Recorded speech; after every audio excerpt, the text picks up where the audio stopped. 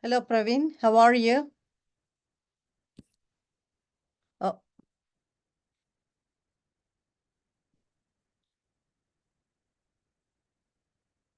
can you hear me now? I can't hear you. You're on mute. Yes. Are Yeah, you yeah. able to hear me now?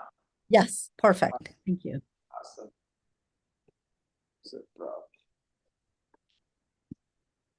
Let me close all my windows. That way I won't have too many distractions. How how was your often? day and happy Women's Day?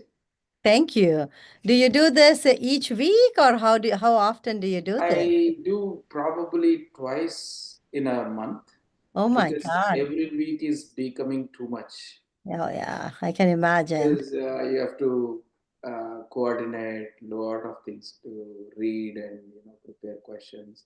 Yeah, yeah, I can imagine. Probably next month I will be doing a small studio in Atlanta. I wanted to launch a soft studio. That's what I'm Oh, planning. cool. So you'll have like a physical studio. Physical studio, TV5 and my TV. That's what my My plan. God, this is getting very popular. Yesterday, was it yesterday, day before? I can't even keep a track anymore.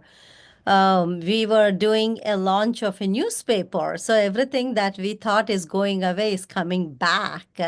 We thought the studios are going to go away because everything is about podcasting right now. So now I guess studios are coming back, newspapers are coming back and stuff. No, I think it's a cycle. Probably Yeah. it's a cycle. So still, when you go to a studio, the lighting and all the stuff matters. Yeah, yeah. It's very cyclical, right? People still wants to feel that. Absolutely. Yeah. Absolutely. 1 minute. Let me start. I Sure, think. sure, sure. Take your time.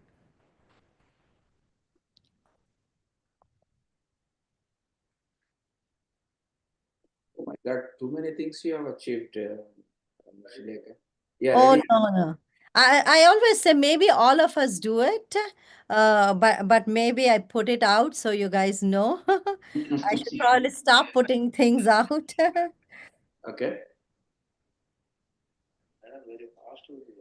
Yeah, madam is advanced. She already does podcast. So my team is saying madam is already advanced. She's all Oh. ready and everything all set. I said she has No, the I have experience. been, I told you I did, I know, I throughout know, COVID, I I know. did my own. So I have my own Ready, green na? screen, everything. So, Yeah.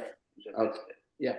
So I think we are ready, Shileka. yeah, whenever you So are, I am. yeah, yeah.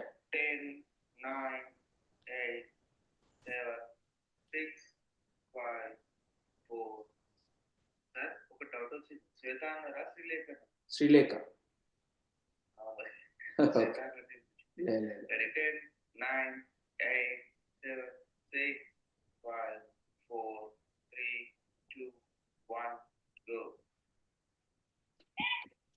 welcome to Mana TV and TV5.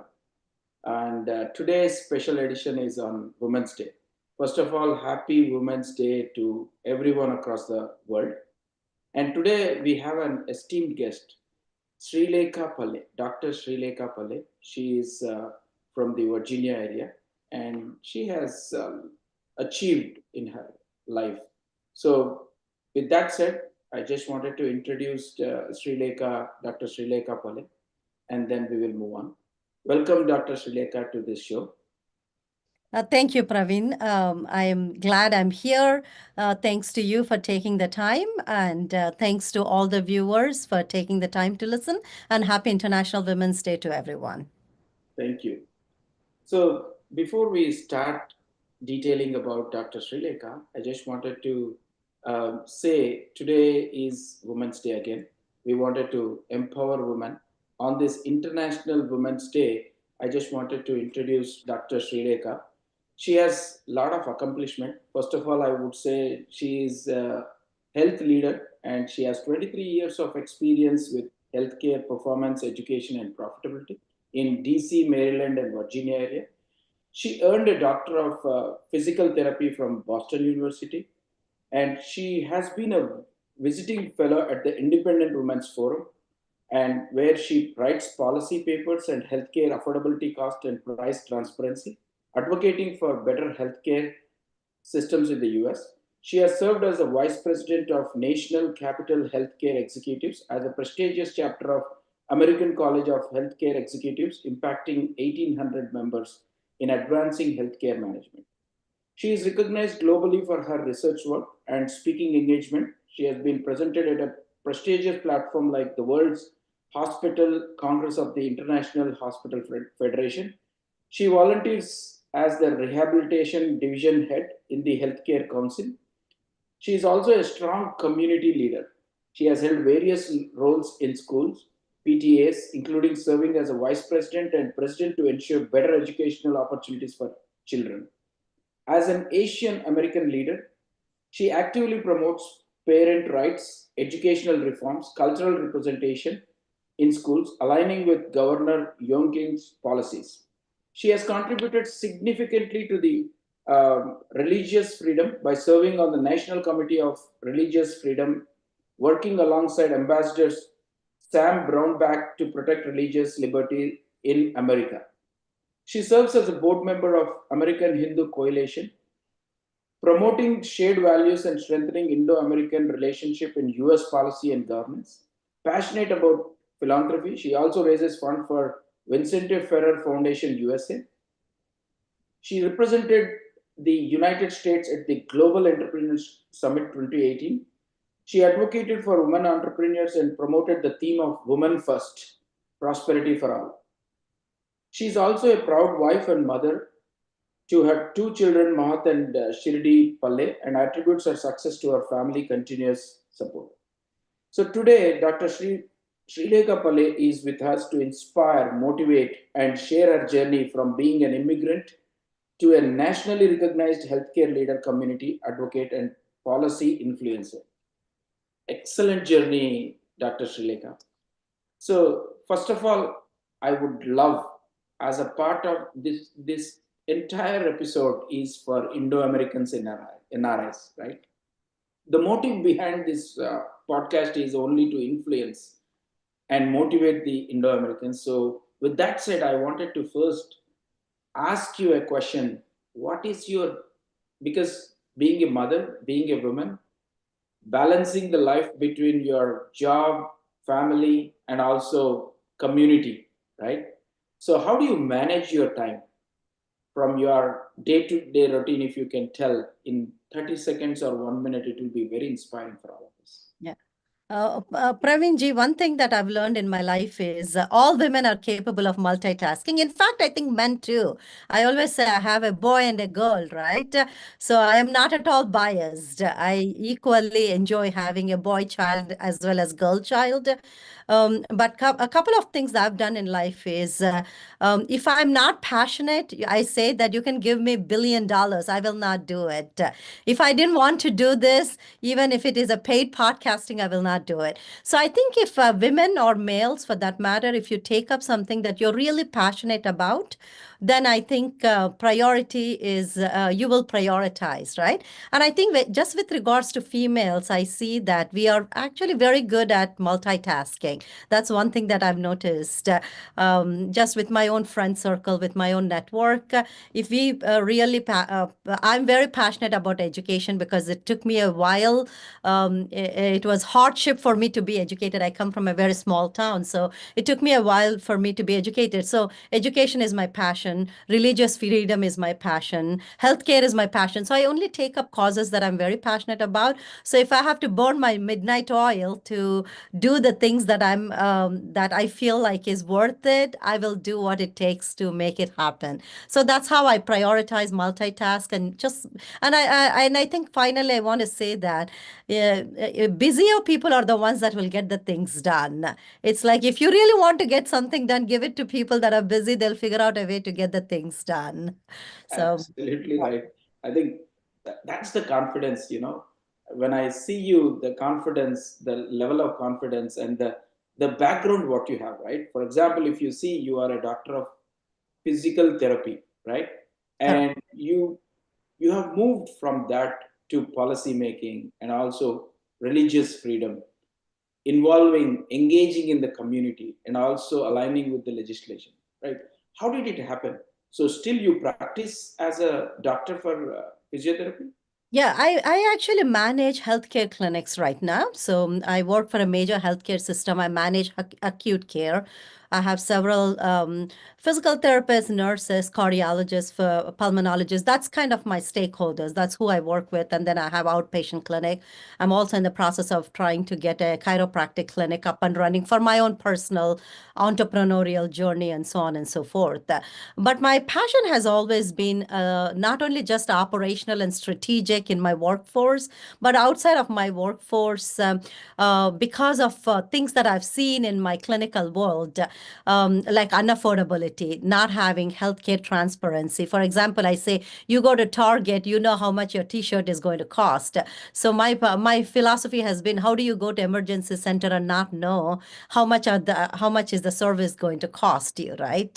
So thank God most of Indian Americans are able to make good amount. So whether it is $800 or $8,000, at certain point we are able to pay the bills. What about Americans that don't make that great of a money? If you get $8,000 bills, then it takes you years to pay back the debt. So I think healthcare transparency is something that I believe in. So while I was treating clinically, it just kind of dawned on me that in this advanced nation, we call ourselves as the most advanced nation in the world. How do we not have that kind of transparency, right? So that's how I kind of slowly moved into policy world out of just passion to say, how do I better serve the people? Because I could keep doing clinical, but really that doesn't really solve the issues that we currently face in this country. Excellent, Shilekaji. I think you have touched a very important point on the transparency, price transparency, health policies, even the insurance. It's been a very tough to understand the concept. And after your journey in this policy writing and transparency, could you achieve what you wanted so far? Did you understand what is the cost, how the cost is involved in this health industry? I think, yeah, I mean, yes and no. I'll tell you why, because it is such a complex subject, right? Absolutely. I'll give you one example of what made me really want to work on bills. The first time when I came to United States, I think I came to United States when I was 23 or 24. I was working in this major healthcare system. I won't go into the names because I don't want to put any organizations under risk, because all these are great healthcare systems when it comes to clinicals. But it don't, if you understand physical therapy, occupational therapy, and speech therapy, in 1997, there was this Balanced Budget Act. You will be shocked to know that it was a typographical error that resulted in the budget. So they allocated certain, let's say $2,000 budget. They allocated for certain disciplines $2,000 budget, and they allocated $2,000 budget for another discipline, even though the amount was needed for one specific service is more, because a legislative aide did a mistake. We had to carry for 20 years that amount of money. Think about how many millions of patients suffered because of a typographical error that was done by legislative aid. And if you think about legislative aids, those are like 22-year-old kids that just came out of this bachelor's in policy making. And I mean, no fault of the legislative aid. That is a human error, right? But because it was passed through this balanced budget in Congress, no matter how many times people went into Congress, because there was no proper advocacy for 20 years, all these rehabilitation professionals had to struggle. Millions of patients had to struggle because there was this typographical error. So when I kept hearing that, it just boggled my mind, saying that, oh my gosh. So it only got ratified after close to 20 years of continuous advocacy. So it is that complex when something wrong happens, and when you don't have proper advocacy in Congress, correct? So I can tell you that just because I wrote up a paper on healthcare transparency, or whether because there are 10 think tanks in Washington, D.C. area, the problem is solved. I think there is a better understanding of the problem.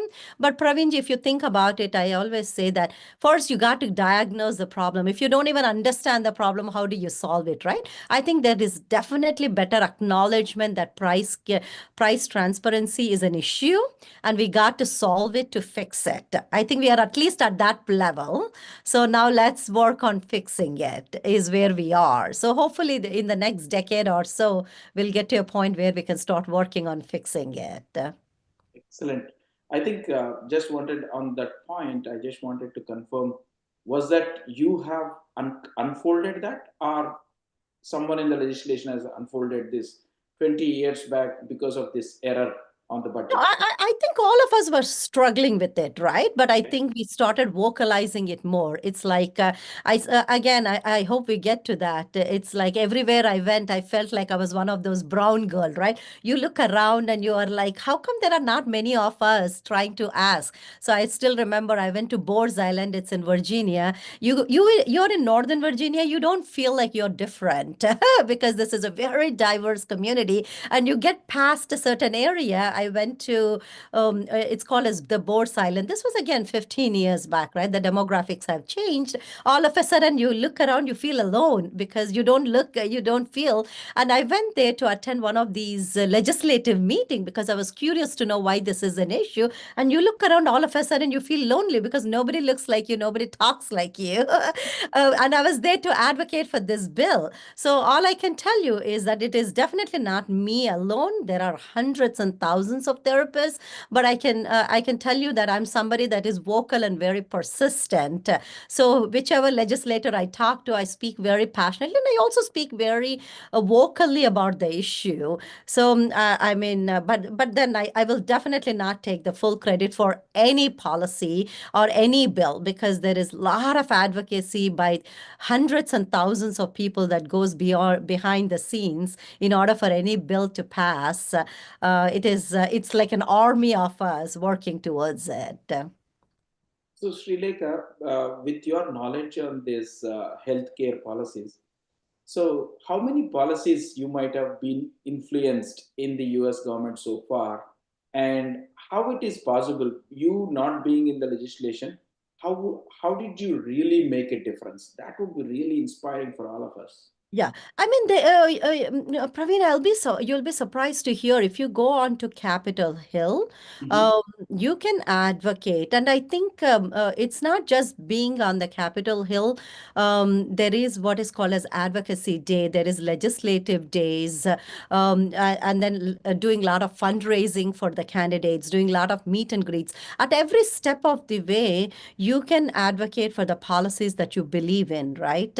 I mean, recently I did a fundraising for the lieutenant governor at my own home, and I was advocating for a Hindu bill. Actually, it has nothing to do with healthcare, but since the occasion is here, we are working on a swastika bill in Virginia legislature, and there's a bill that went through House and Senate. It is on governor's desk right now, where they're calling it as Nazi swastika, which is kind of little scary for us, right? So we are advocating for that bill. So she was here at my home for a fundraiser, and I was doing a fundraising event. So I was advocating, saying that hey, it's on governor's desk. It passed through House. It passed through Senate. The House and Senate was generous enough to amend the language, but our Hindu community is still not very happy with the language because there is nothing as Nazi swastika, right? Swastika. There are some girls that have the name as swastika. Think about how they will be bullied in school and be called as Nazi swastika. So swastika is a very pious symbol for us. So I'm trying to make her understand. So at every occasion, you kind of use the opportunity to advocate for the things that you're passionate about.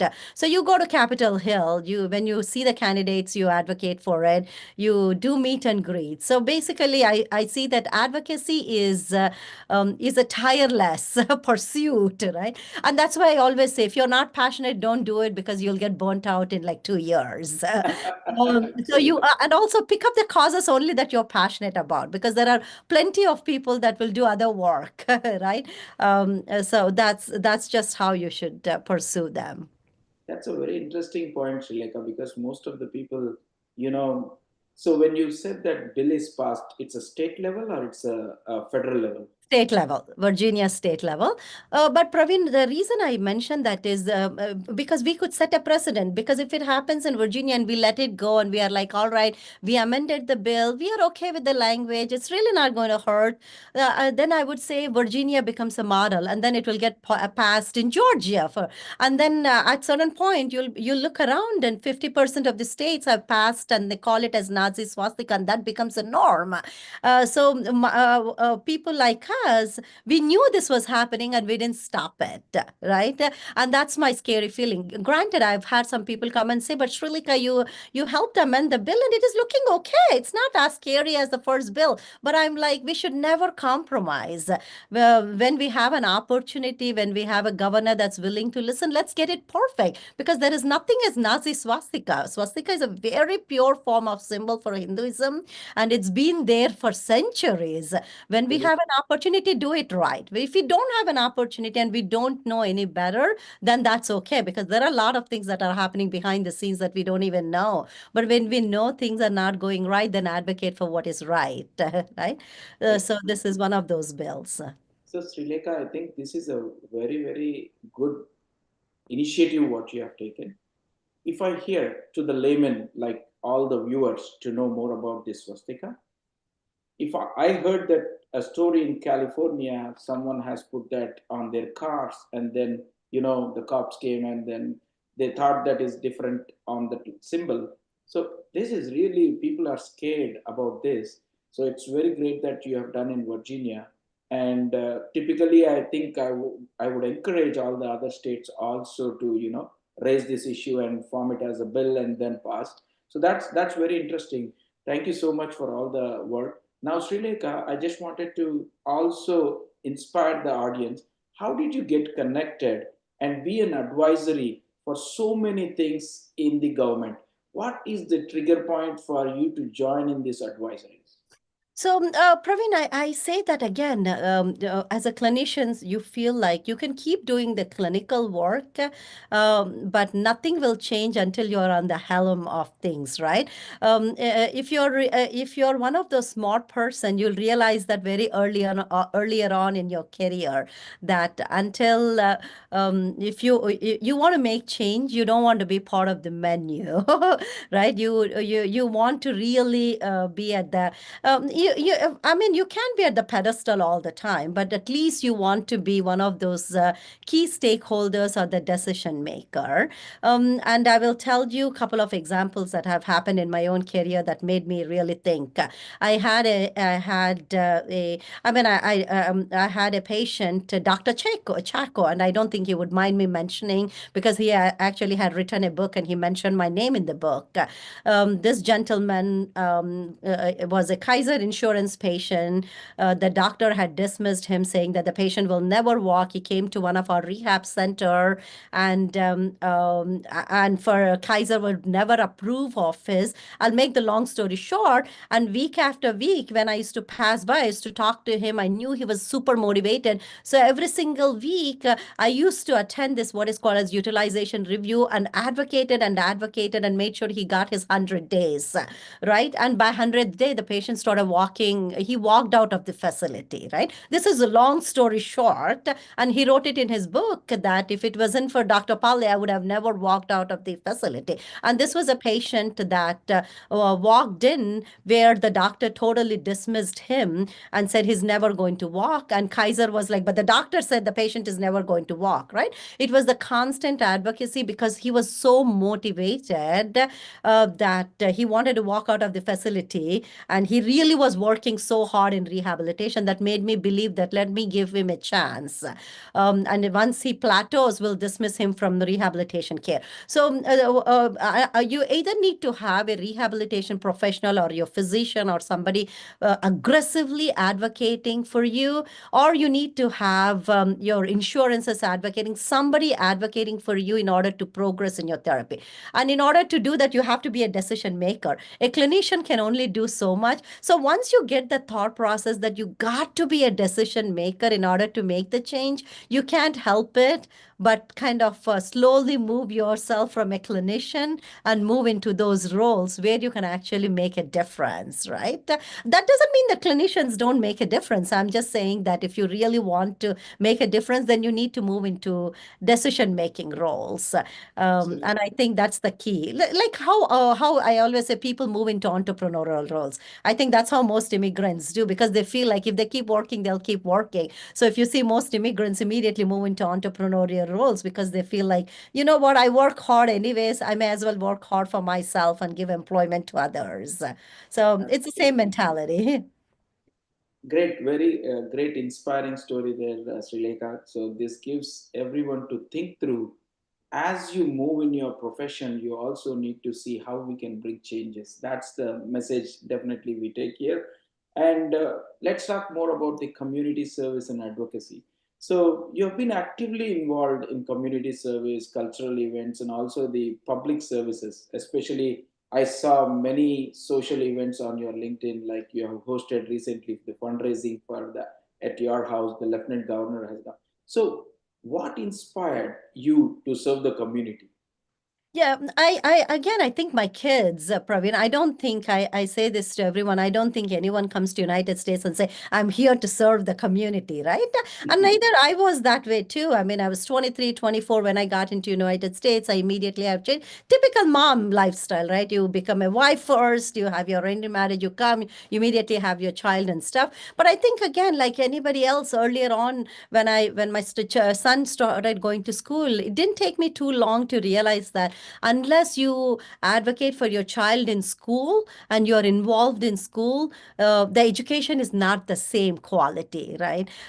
So once I started becoming active in school is when I realized that there are a lot of loopholes in education system, that unless I'm an involved parent, my son may not be able to take advantage of all the things that are going on. But but back home, I have to give you a little background. My Peddananna, who is my dad's brother, was a medical doctor himself. So the boarding school I was going to, he was the medical director of that boarding school. So I always saw him doing community service. So community service was always in our blood. So that was really nothing new. So I grew up watching him not only serving us, but serving the community was just part and parcel of our lives. So that just was an inborn natural thing for us. So when I started actually going to school and helping out my son, I saw that gap in education. And I'll give you a very good example. Again, I won't mention the schools because the schools are all very good by nature. As you know, Praveen, you can't blame the schools. Schools by nature are very good. Like my daughter's school, I was doing after school math tests, like STEM classes. I was doing Virginia Math League, CML, Continental Math League. I was conducting the test to all the kids. After a certain time, I realized that only Asian kids were coming to these tests, right? All these were great tests. And then I went to PTA and I asked them saying that, hey, I know that there are certain kids that are just not coming at all. And they were like, oh, our school has 30% sliding scale. These kids will never come to school. I said, that's not fair because that 30% actual kids, they are the ones that should benefit from this. I'm not worried about the kids that are coming because these are kids are not falling behind in academics, but these kids are falling behind in academics. I want to do something. And I said, but PTA has this excess budget. Can we offer these tests for free? And they were like, no, no, no, we need to use that budget for Spring Festival or movie night and so on and so forth. So I literally had to go to the PTA president and school principal and kind of get into this little of a convincing argument saying that is Spring Festival movie night important or getting this 30% into these tests is important? Because when we are trying to nurture kids' interest into STEM, yes, I'm glad all these Asian, Indian American kids are coming in, but those kids will thrive no matter what because there are motivated parents. But I actually want these kids to come, right? They are on this sliding scale. They're getting these meals in the school, so they can't afford. I said, if I have to donate some money, if you think movie night is so important, I'm happy to. Finally, they gave in. they allocated some budget, and all of these kids started coming to the tasks, right? So that's how I started grabbing in kids that are not able to afford to kind of come into the test and take the test, and then grew their interest into STEM programs and so on and so forth. So we did a lot of those activities. So that made me realize that unless you are involved in schools and school policies, you can not only make change in your school's education system, but then a lot of policies won't fit the kids. So I mean, they started my community service, and then I was also part of Durga Temple. I mean, I always say community service is something you just get sucked in, right? You start doing one after another. You've done a lot in your own career and your own life. You kind of know how that goes. Absolutely. See, one thing I'm very proud to hear from you, Dr. Srilekha, because most of the moms or parents, right? They always make a big issue out of it, but not go deep into that and understand. And you have made that change, right? You understanding that kids are not taking, and then you go into the PTA leadership and then making that change. I would love everyone to do the same thing, because this is very important, because rest of our life we might be here, right? Being an Indo-Americans, we don't have a choice. Yeah, Most of the parents, our kids will not be adjusted now when you change the geolocation. You might think that we might go to India, but we all need to think that this is our land going forward. So absolutely. amazing, amazing. So that was very, very inspiring. And with that said, you also touched a very interesting point about the kids. So, what is the message for the NRI parents, right? Every one of us come from the different country and being here. What is the message when raising the child in this US to help them stay rooted in culture and succeed in their education? Yeah. What's your message to the community? I think, Praveen, one thing I tell the parents is I think our kids are super successful. And I will never brag and say just my kids, right? I think you go to every household kid is super successful in our communities. But I still think, I mean, having well-rounded kids is what I always focus on, even as a healthcare professional with all the mental health challenges that we have.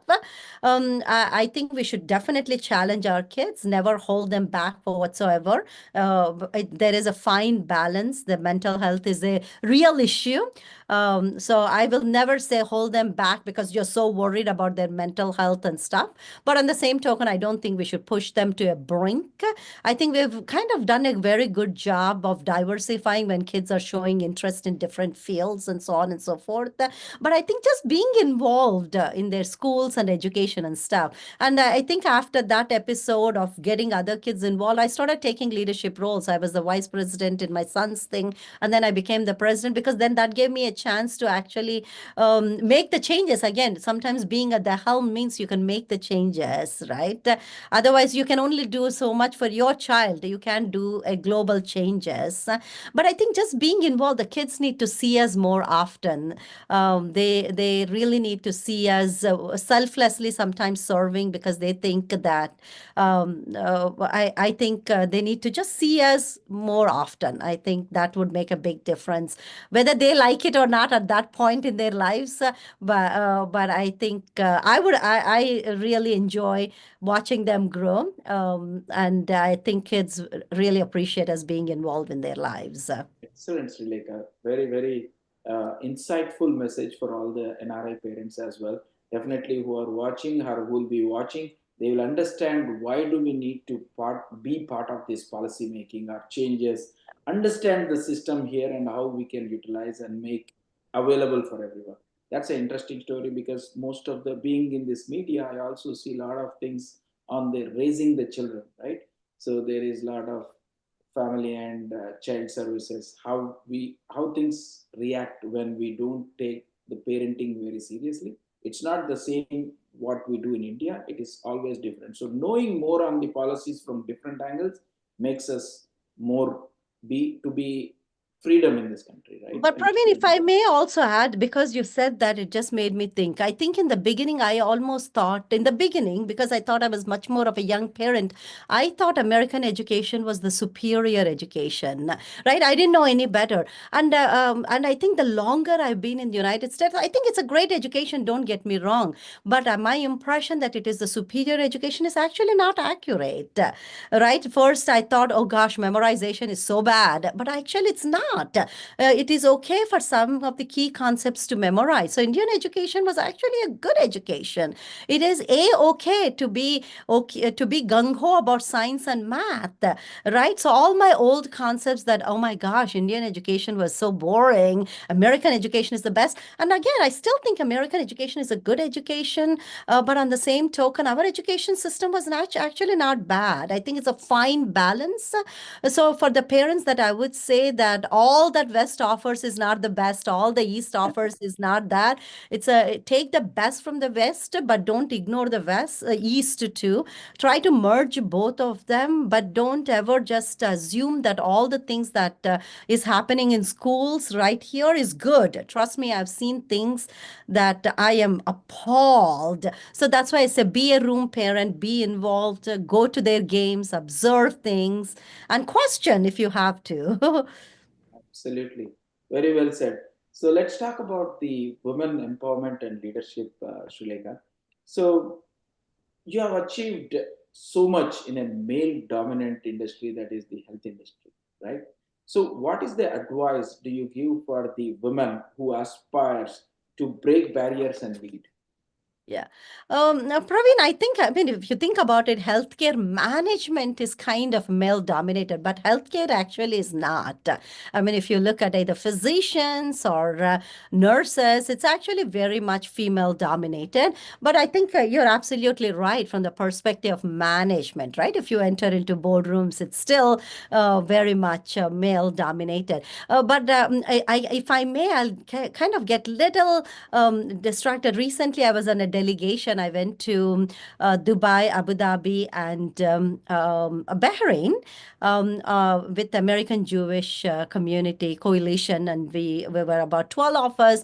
So we went to the top institutions, healthcare institution, and also financial institution, where we went to visit Cleveland Hospital and so on and so forth. And I was shocked to see, very pleasantly surprised and shocked to see how many females were on the top of the line from executives, right? More than United States, believe it or not. In United States, if you see 3 executives out of 10, in UAE, in Middle East, there were like 5 out of 10 executives were females.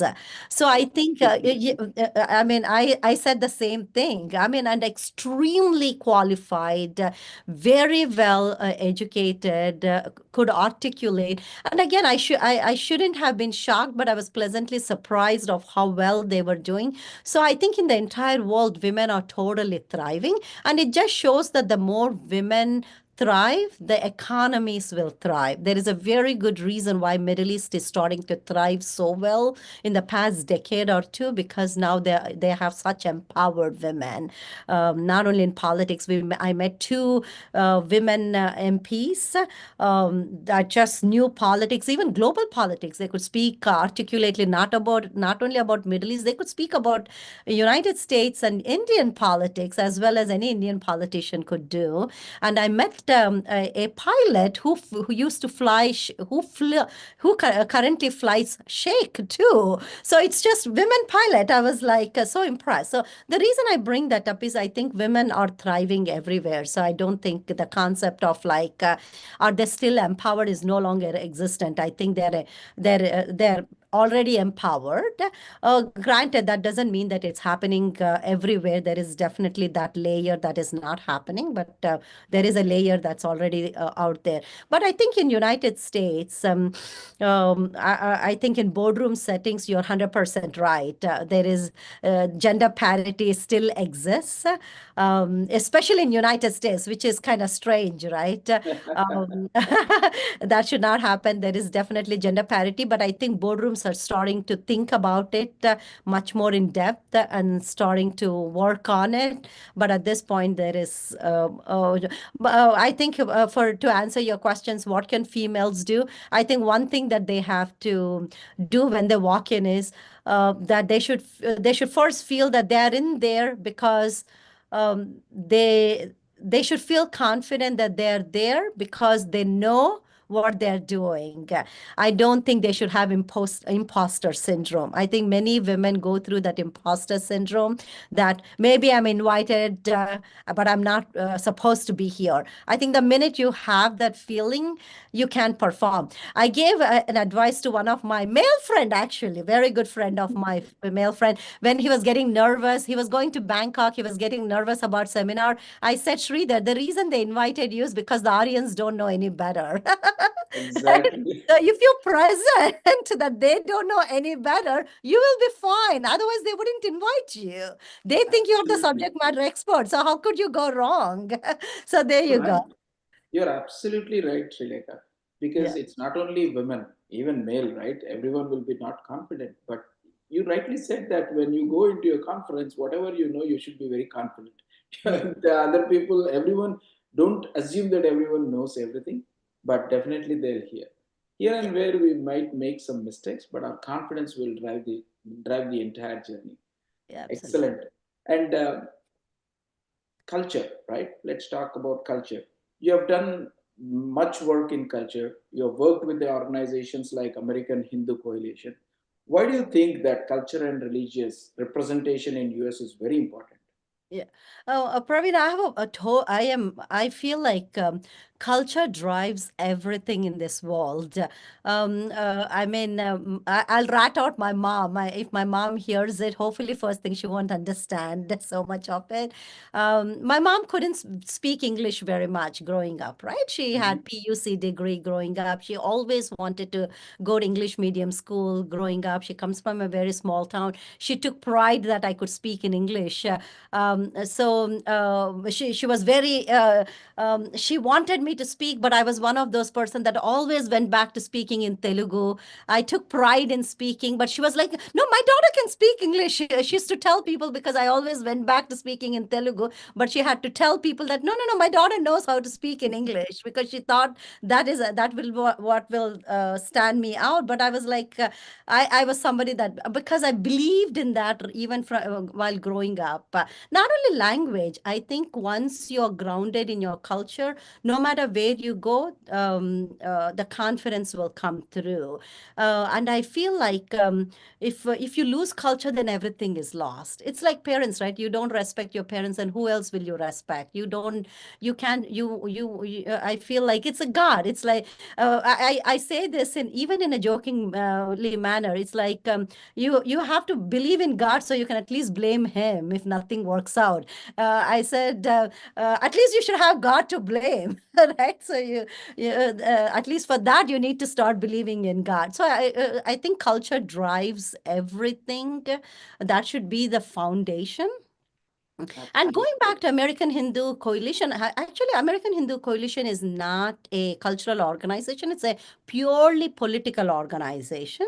The mission of American Hindu Coalition is to work on policies of American Hindus, such as immigration, strong borders, education, law enforcement, security. So whoever is in the administration, whether it was Biden administration or President Trump administration, we work with the administration personnel that is in the White House to advocate for the policies.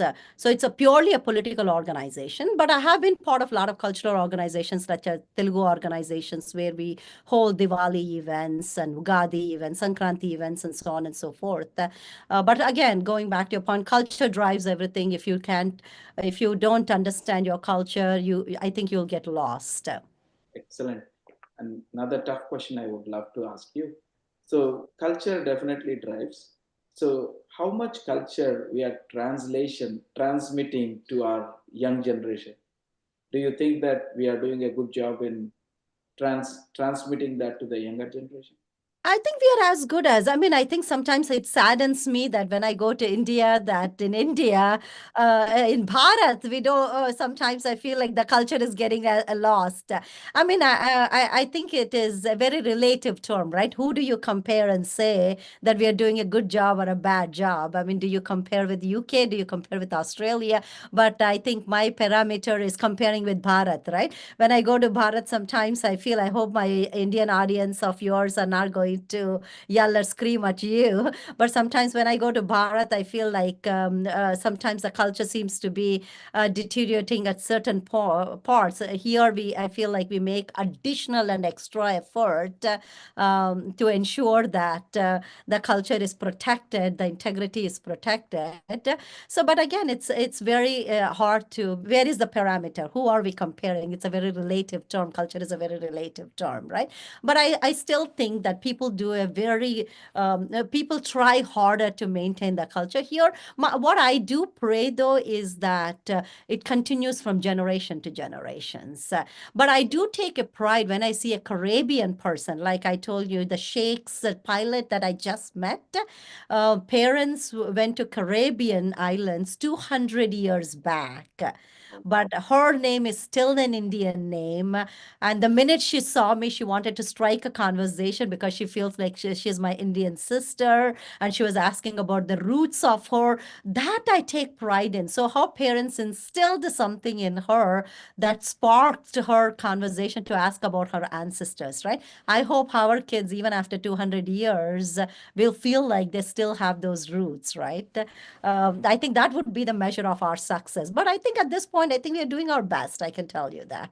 Absolutely. I think we should be proud of our culture I and then absolutely. learn about our culture, definitely.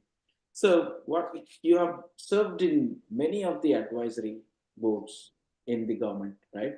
So, what is your message for the young generation? How they need to be get connected into this right from the early stages to understand this, and whatever they are passionate, they need to get into the advisory board. So how do they? What is your message for them to start the conversation or kickstart into any of the advisories? Yeah, Praveen, I think that is the wonderful, wonderful question, right?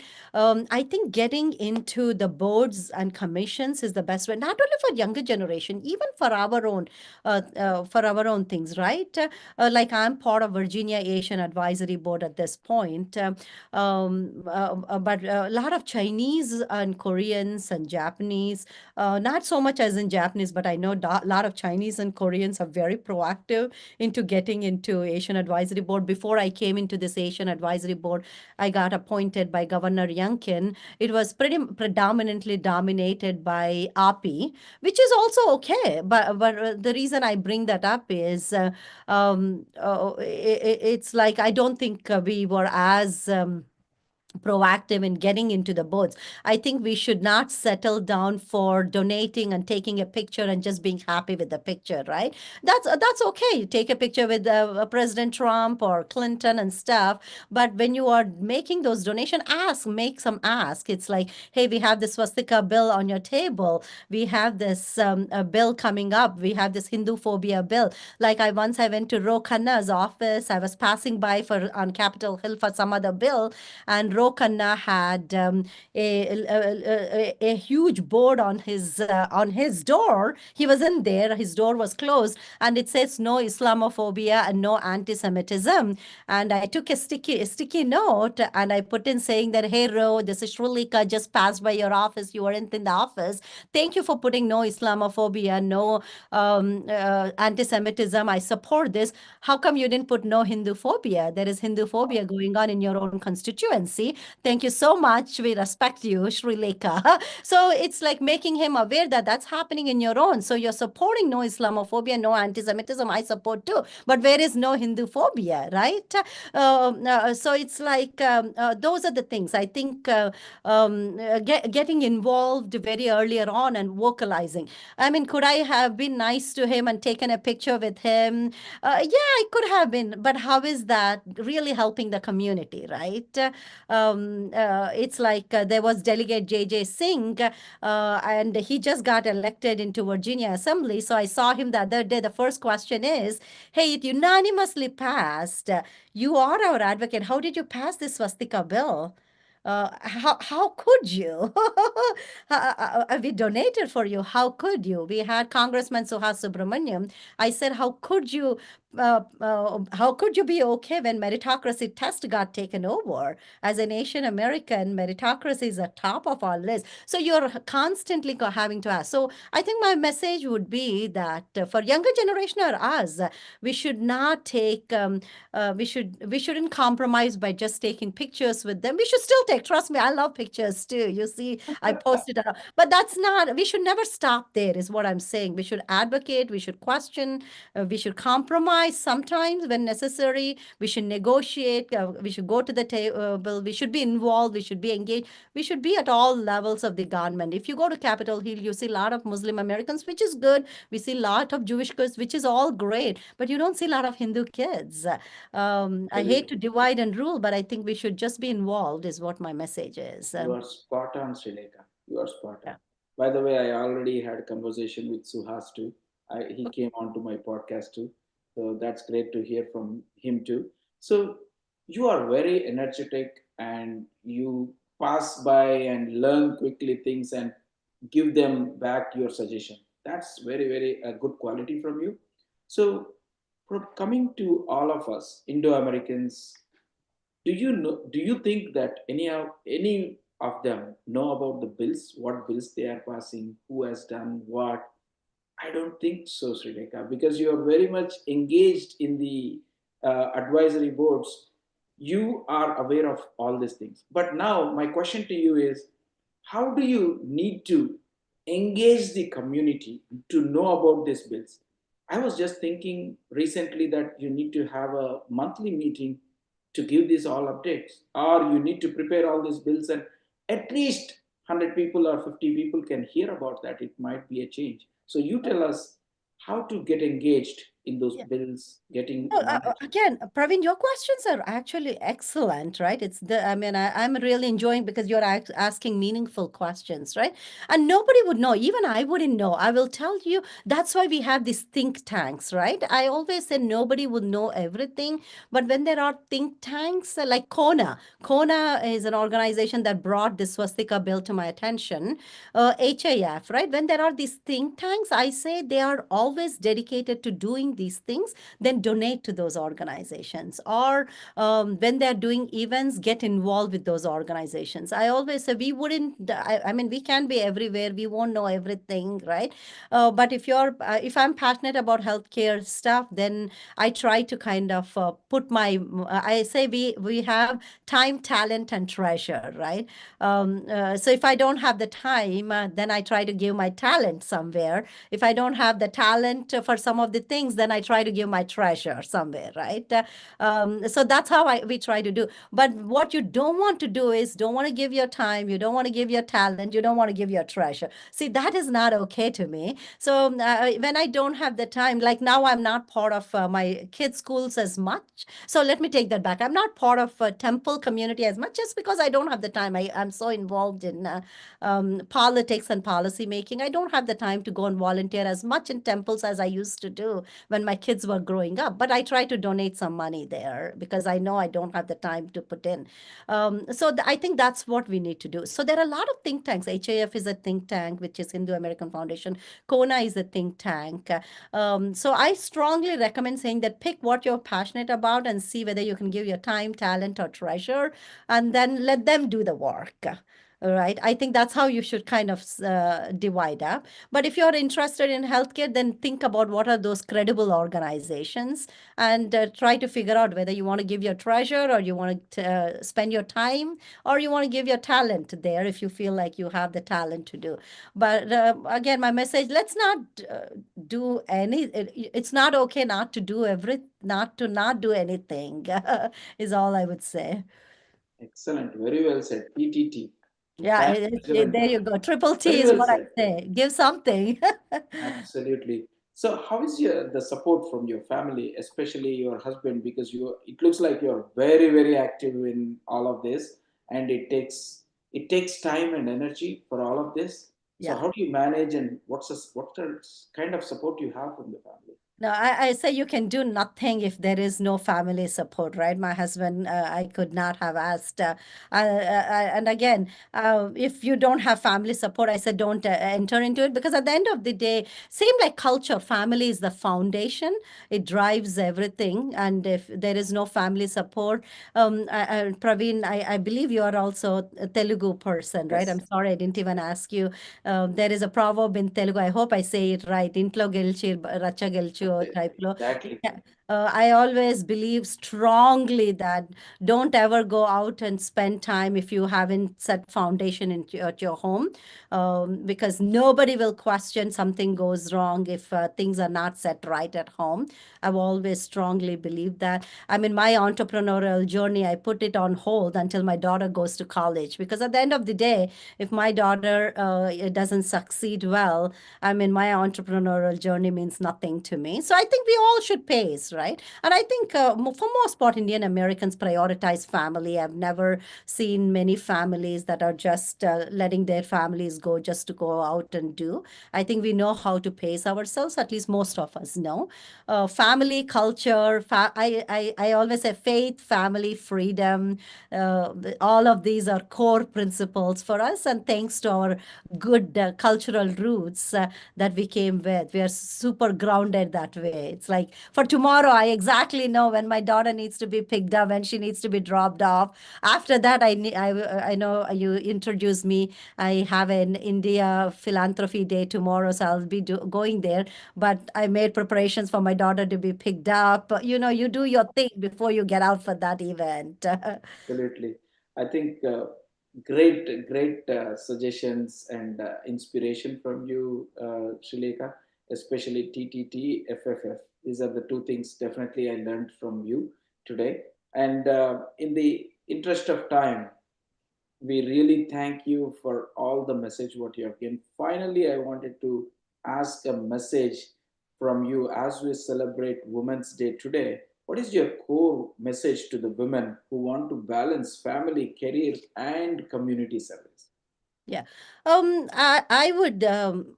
I would say do what you're passionate at. Do not follow everyone else's path and don't get overwhelmed because somebody is doing something is what I say because you don't walk in anyone else's shoe. And if you're not passionate, do not do it just because someone else is doing. That's one thing that I've learned in life. I said only follow the things that you're passionate, no matter how hard it is. A lot of people have said saying that, but Shri, why do you do it? It just doesn't get you. Why are you holding a fundraiser? She might not even win. I said, because I believe in her. I trust her. That's what people told about Governor Youngkin. I followed, when Governor Youngkin, I hosted and I supported him, worked for him for 6 months. He was 3% in polls. He became a governor, but we supported him throughout. And then he's still he's become one of the greatest governors right now. He put me on two boards. We have such great relationship. He's helping us the community right now, so it pays off. But you have to trust your heart, right? I always say, and even if it didn't work out, that's okay. I mean, sometimes everything doesn't work out the way you want. I mean, I think passion is all. Passion should drive you, not because she did it, he did it, or he asked you to, or she asked you to. I say follow your passion and just put in the work. There are no shortcuts. I tell this to my children. I said there are no shortcuts. Follow your passion, put in the work, and God is great. God will never, Absolutely. yeah, yeah. God is Absolutely, always good. Shileka. I agree with you. Passion, right? Yeah, Passion makes you everything. If you are passionate, you will never be tired. yeah, That's what I heard. Because I'm passionate in this, I never get tired. Even yeah. I did a lot of work, but still I am very active. There you And go. the way the happiness what you get is when you have passion and when you involve into that and achieve something, you get happiness. Especially in these things, I get a lot of happiness when someone has any need. I am able to help with my connects. Right? End Absolutely. of the day, that is what my motto. Bringing people like you onto this show to inspire at least one person, my goal is achieved. It's not like about the viewership or so. I do this purely for the Indo-Americans. So Yeah. that's where passion, as you rightly said, if you have passion, you can do anything. Yeah. And also, Praveen, when I saw your questions, they were so meaningful, right? They were in questions like, oh, tell me about yourself, tell me about that. So I saw the question. I said, very good. I like that. I mean, at least they're meaningful. I knew you read up what I did. So it's not like, okay, talk to me, tell me about women's empowerment. None of that. It just felt like this is going to be a good conversation. And thank you for taking the time. Thank you so much. And Dr. Srileka, the interview, what I wanted to do is the live questions, what you have done, right? If I were to do something like you, I should know someone did like that, right? If you tell your experience, it is easy for me to catch up and at least move on. So that is where I'm trying to do. Hopefully, people will get that. And I'm very, very thankful for your time, especially night 9 p.m. in the evening. And it is weekend, and you have given us 1 hour to share all your insights, and I'm sure that it will be helpful, especially in the healthcare. People will be more interesting to know more about you. Hopefully, thank you so much for your time, and thank you, viewers. And if you have any questions for Srileka, please feel free to connect her on LinkedIn or write an email so that I can also get connected you to her. Thank you. Have a Thank you. wonderful good night